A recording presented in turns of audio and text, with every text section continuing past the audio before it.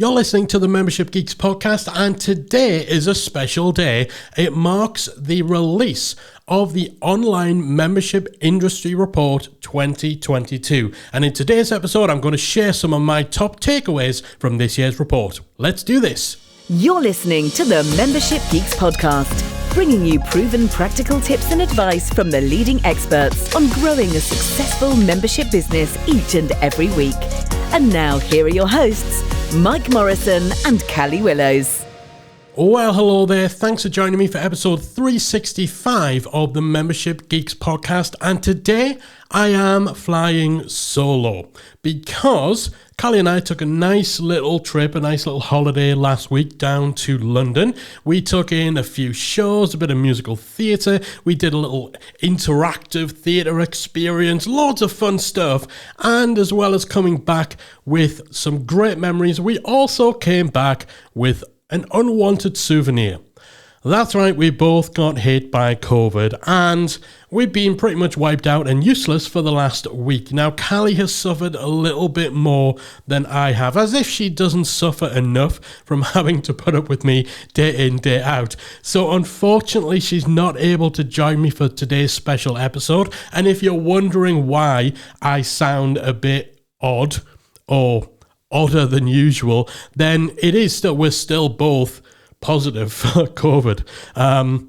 But because we have been desperately wanting to get this year's Online Membership Industry Report into your hands and get that data from this year's survey out there, I'm battling through it to bring you some of my main takeaways and main thoughts on the back of this year's report. So, let's talk a little bit about the report itself. Now, we did the very first Online Membership Industry Report all the way back in 2019. And a big part of why we did it was simply because there has not been any good data, any stats, any benchmarks available within this industry ever.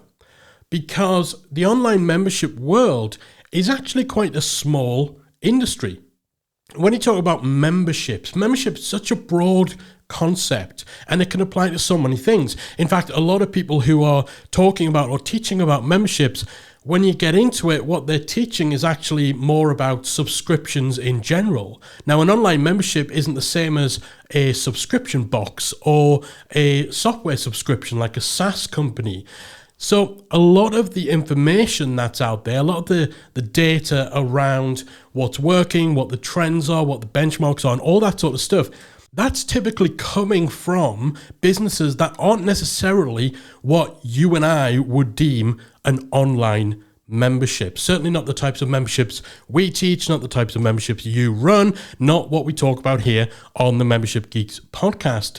And coupled with the broader stuff that comes from the subscription world, some of which is relevant, but a lot of which just doesn't apply to the typical online membership. Coupled with that, you have data or you have research that comes from the more traditional world of membership associations. So these are typically offline businesses that have been going around for years. And again, there's a lot of overlap, there's a lot of crossover, but it's not the same kind of business. So we knew after years of getting frustrated at not being able to provide or not being able to turn to valid, relevant data and statistics on the online membership world, we knew we had to go out there and get that data ourselves. And that is why we conducted the first ever online membership industry survey back in 2019. That then enabled us to create the first ever online membership industry report. And honestly, it was like light was just shed on the whole industry. So much of the myth, so much of the misconception, of the assumptions around what expectations should be in terms of benchmarks, what expectations should be in terms of how long members will stay subscribed, all that sort of stuff. We managed to get some much needed clarity and also dispel older myths or misconceptions around this world. So that report was so well received, and I think based on feedback and based on just anecdotal evidence on our part from how much better informed people seem to have become in recent years, we've certainly done our job. But 3 years is a long time. Can you think of anything major that may have happened in the last 3 years that may or may not have affected the membership industry? I mean, I'm suffering from one of them right now. So we knew it was time to get some updated information, to go back and see what's working, how are your memberships performing, what are your sales figures like, how much are you earning, what's your churn rate, are you enjoying things, how's growth going, all of the ins and outs affecting the typical online membership business. Now, we've surveyed over 2,000 online membership owners from a variety of different industries all around the world to compile the Online Membership Industry Report 2022. And it is available right now to download at membershipbenchmarks.com. So you can head to membershipbenchmarks.com or membershipgeeks.com/report, whichever is easiest for you to remember. Head on over then, you'll be able to download this year's report and comb through the data, comb through the industry averages on everything from sales to marketing to churn to member engagement, email list size, conversion rates, all that sort of stuff. We cover the tech, we cover the strategy, just everything imaginable that you might want to know about what's working and how our membership's performing today. It's a free download. We don't even need your email address. Get your hands on the Online Membership Industry Report 2022 and pour through the data and the takeaways to your heart's content.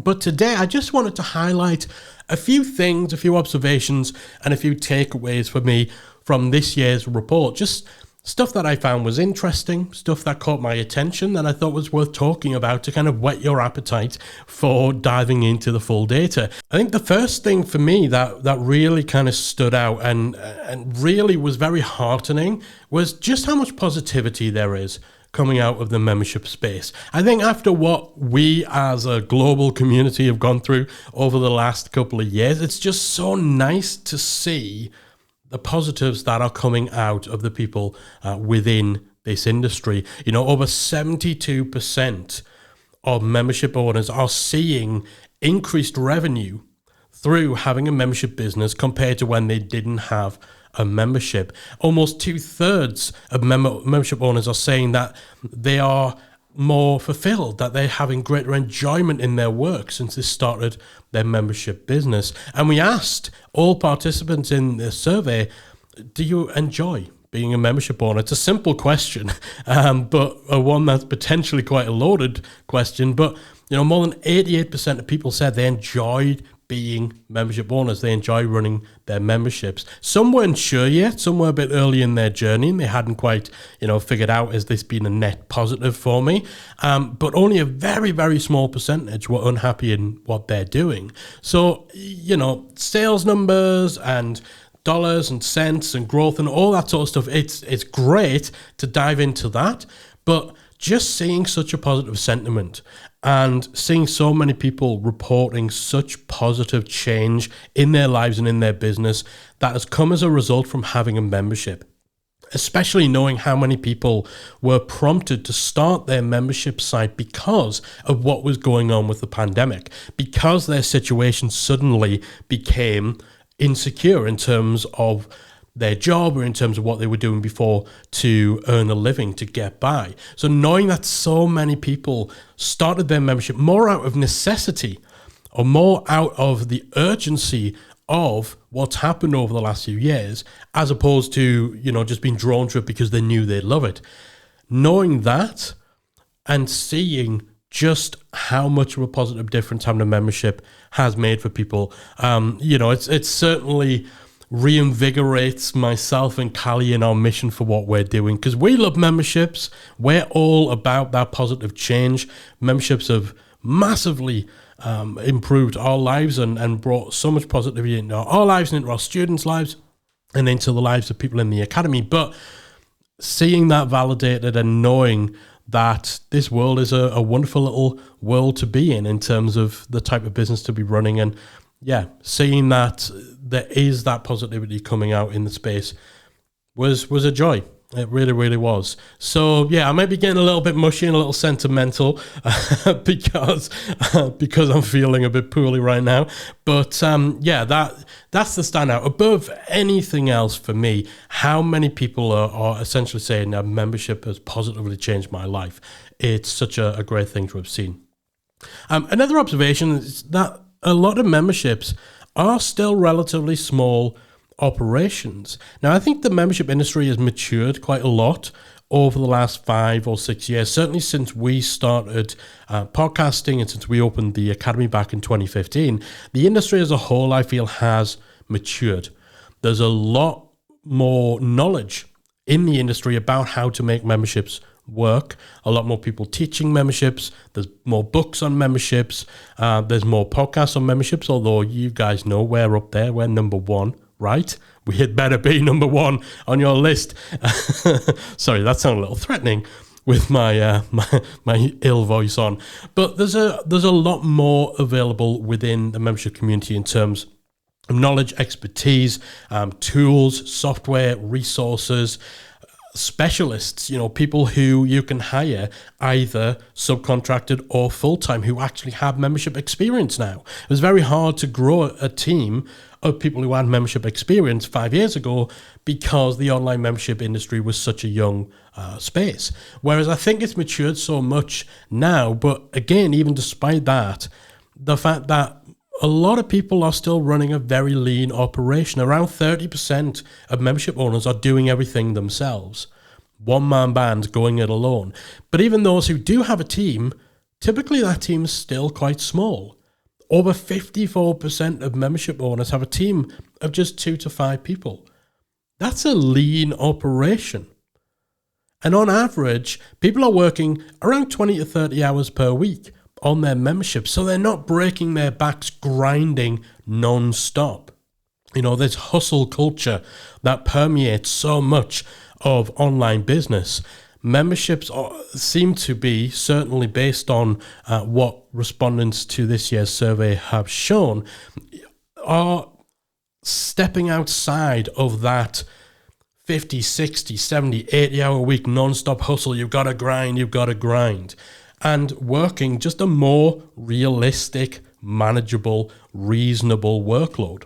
Even for memberships where that membership is 100% of that person's focus, it's all that they do, and they are working full-time on their membership. It's not on the side to working a regular job. Even with those memberships where people are full on, those are seeing people working an average of 33 hours of work per week. Again, it's not astronomical. It's equivalent to a typical kind of full-time job. And so, again, anyone who's coming into the membership world who has been seduced by this myth of it being passive income, where you just turn up for an hour a week and voila, there's 7 figures in your bank account with zero effort. Like, I assume by now, nobody listening to this show is in that mindset, because that is nonsense. Memberships are a business. They require work like any other type of business. But the flip side of that is you're not going to be chained to your desk 24/7 in order to make things work. It's manageable. And, 20 to 30 hours a week on average is not an insane amount of time to have to work full-time on your business. That's allowing for a lot of relaxation, a lot of flexibility around what you do. And still being able to keep it quite lean, either just running your business on your own or with a relatively small team. So, again, that's just something when kind of looking at working patterns, team size and stuff that stood out. Even as the membership space has matured, as more talent is available, more resources are available to support growth, there's still most memberships operating on relatively small setups, which is pretty cool because we're all about that freedom, that flexibility, and certainly we wouldn't want to find out that everyone running their membership is, running themselves into the ground because they're working so much on it. So there we go. We talk about the industry in general, the maturity of the membership space and all that sort of stuff. Of course, when you have a market, when you have an industry that is maturing, you also have to start to look at, okay, are things tapering off? are things starting to stagnate or stall or anything like that? And certainly the figures don't show that. The sales and growth numbers that we're seeing within memberships in 2022 are still strong. They're still consistent. Memberships are still reporting growth, and they're still attracting people in large numbers. Around 42% of established memberships have had more than 1,000 people join over the time they've been in operation. That increases to 62% for memberships that are more than 3 years old too. So those well-established memberships, they're getting thousands of members through the door. 45.2% of established memberships are making over 6 figures of revenue per year. And this rises to over 60% of memberships who are over 3 years old, exceeding that 6 figure a year in revenue, which again is just a sign of the strength of the online membership space. People are making solid revenue within the membership world. And 63.5% of memberships said that their income, their revenue had increased in the past 12 months. So that important thing about things not stagnating. And this is pretty consistent across other KPIs. It's not just the money, it's not just the member numbers. People are reporting continued growth. Now, that's fantastic at any time, but even more so when you consider the circumstances. And that C word, that P word, however many words we need to refer to it as, that pandemic that we've all been going through over the last couple of years.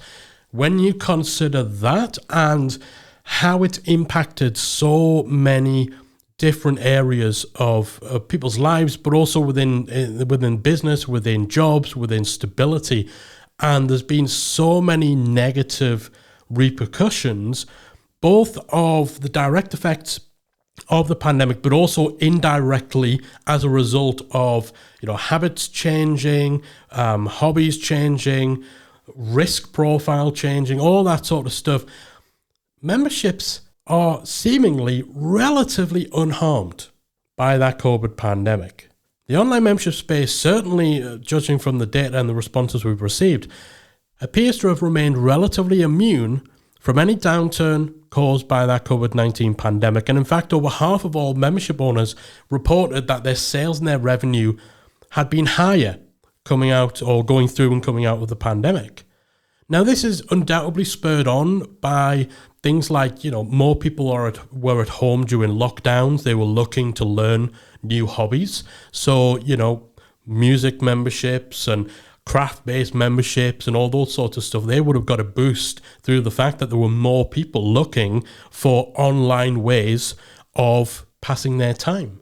There was also a greater demand for home learning, for alternative career paths and stuff like that during kind of the real thick of that lockdown period over the last couple of years. So, that's had that knock-on effect where rather than it just being a case of, okay, pandemic's hitting, everyone's panicking, everyone's also perhaps a little, tighter on the purse strings, so they're not spending on memberships. Other industries, other markets have definitely seen that sort of downturn, whereas memberships seem to have, if anything, benefited a little bit by the changes in habits, the changes of priorities that the pandemic has spurned on. And, again, this isn't just sales, it's not just revenue. We also asked people about how the pandemic had affected things like churn, like team size, had it encouraged anyone to grow their team or to lay their staff off. How did it affect personal motivation? Did it make you more or less motivated to keep doing what you're doing? And again, people were coming back saying that these either improved or were just unaffected. And this is for the majority of memberships. Majority of memberships showed either, hey, we weren't affected or things improved. So that's a blessing. And definitely we're not going to turn that into, hey, start a membership and be pandemic proof. But, in the midst of all the bad news, all the terrible effects and terrible results that have come out of, an unprecedented pandemic in terms of, running online business, the fact that where we're seeing people in our communities running online memberships who have been relatively immune, and if anything, have actually been able to thrive in a positive way from what's been happening. That's a great thing. So I mentioned churn there as well.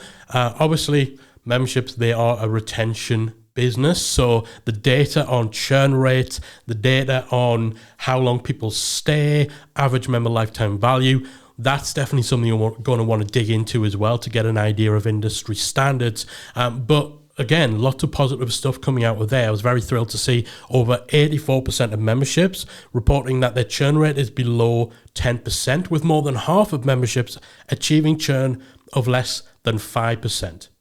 Now, if you can get your churn below 5% for an online membership, that is the holy grail. That is fantastic. If you're below 10%, that's great.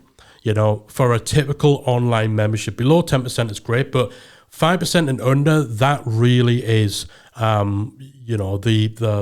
high level, the standard that you want to be going for, and you're in real great health if you can get below that. So the fact that we've got more and more memberships within that range for their churn rate is just fantastic. And we kind of mentioned, or very briefly touched on at the start of the episode, the old myth about members only sticking around for 3 months. Now, this is something that has persisted for years, and from time to time you will still see this come up in Facebook groups, or you'll see it come up in articles from people who are trying to convince you not to start a membership. Don't start a membership, start a course instead, and here's my course that'll teach you how to start your course, right? Because that's how it goes. But you will see people bandy around this myth that on average people will only stay inside a membership for 3 months. And therefore, what's the point in starting a membership? Because 3 months is nothing. You charge $20 a month. 3 months, you're only getting $60 for every member you sign up. What a waste of time, right? So that whole myth around the 3 months, we've known for the longest time that it's nonsense. We talked about it here in a past episode, and we had attempted to get a clearer estimation of how long people will stay subscribed to a membership. But prior to the last report, there wasn't the data that backed that up. The last report, again, did a lot to discredit that 3-month myth, but this year's report absolutely obliterates it. I think we did do a good job of discrediting that myth in our last report, but after this year's report, anyone who still tells you that memberships are terrible because the average member only stays for 3 months, they need their head seeing to, especially considering that over 99% of memberships reported their members staying for over 3 months. So that's pretty conclusive, right? And not a single established membership. So that 99%, that's across all memberships, including ones that just launched like last week, right? For memberships that have been running for over a year, not a single one of them reported an average member tenure of 3 months or below. In fact, on average, people are staying for just over a year in most memberships. So it's actually more around the 12-month mark as opposed to 3. And that's an extremely different picture. So again, I'd already felt that we'd smashed that particular myth, which is the most pervasive and the most annoying myth and misconception around memberships that I think there's ever been. And in fact, that 3-month stat came from the pornography world. It came from the world of pornography subscriptions, right? Never came from the typical online membership world, but you know how it works in the online space. One person says it, another person quotes it, and all of a sudden it's legit, right? But no, this year's report, I think, completely blows that out the window and shows that memberships are so much stickier than I think they've ever been given credit for as well. Another interesting observation, you'll know if you listen to the show for a while, there's always discussion and debate around whether you should have the doors open or the doors closed to your membership. We're not going to debate that on here, and like everything, it depends. There's a lot of factors, there's a lot of things to consider, but in terms of this year's report, open memberships, they're definitely dominating the industry, definitely dominating the landscape, with almost 83% of memberships being open all of the time. And based on the data, those memberships are outperforming closed door memberships on average across the majority of KPIs like revenue, member sales, and so on. Closed door memberships do, however, have slightly better churn, and a slightly higher average member lifetime value. Now, again, that probably makes sense when you consider it. There's a little more fear goes into the decision about whether to leave a membership when the doors are closed. So you would expect the churn rates to be better. Perhaps you'd expect them to be better by a larger margin than they actually are. So considering that open door memberships, again, they are the dominant model, and they do outperform closed door memberships almost right across the board, and even in the areas where they don't, the margin is tiny. Given all of that, it's maybe not a huge surprise that over a third of memberships with a closed door model are planning on switching to open enrollment in the next 12 months. That's double the percentage of people who are planning a move in the other direction. And the reasons given for that predominantly were people wanting to make more sales and increase their revenue. About 72.3% of people who are considering switching from closed to open, they're doing it because they need to get more sales, they need to get more revenue. One interesting thing, however, when we're talking about changing from one model to another, membership owners who switched from open to closed within the last 12 months, they reported better results from that change than those who switched from closed to open. So that would suggest that if you're in a position where your membership is underperforming, changing your enrollment model is probably going to be a greater catalyst for improvement if your membership is currently closed than if it's open. So this would suggest that if you've got a closed door membership and you're struggling with sales, or you're not seeing the results that you want, it's probably less likely that opening the doors is going to be the solution for you. Whereas if you've got an open door membership and things aren't going the way you want, there's more of a chance that closing the doors would get you better results than if it were the other way around. Does that make sense? It's all about, if you are underperforming, is changing your enrollment model going to actually affect change? The data suggests that it is more likely going to be a catalyst for improvement if you are going from open to closed than if you're going from closed to open. I just felt that was an interesting little takeaway as well, because, the main reasons given from people changing their enrollment model, whether it's open to closed or closed to open, is usually they want to see better results. Things like their manageability, things like their workload, stress levels and stuff like that, they definitely seem to take a back seat in terms of why people make an enrollment model change. They close the doors, they open the doors, whatever, versus simply looking for a way of getting more sales or bringing their churn down and stuff like that. Anyway, I'm going to leave things there. I'm going to wrap it up before I end up basically just listing out every stat and every piece of data from the report, which I'm pretty sure would make for particularly dry listening. And truth is, I'm really just scratching the surface and whetting your appetite, because there's so many interesting findings, benchmarks and takeaways inside this year's report. So I highly encourage you to head over to membershipbenchmarks.com and download your copy of the Online Membership Industry Report 2022. It's completely free. There's no opt-in, there's no email address required, no catch, no nothing. We just want to make this as easy as possible to get this data out there.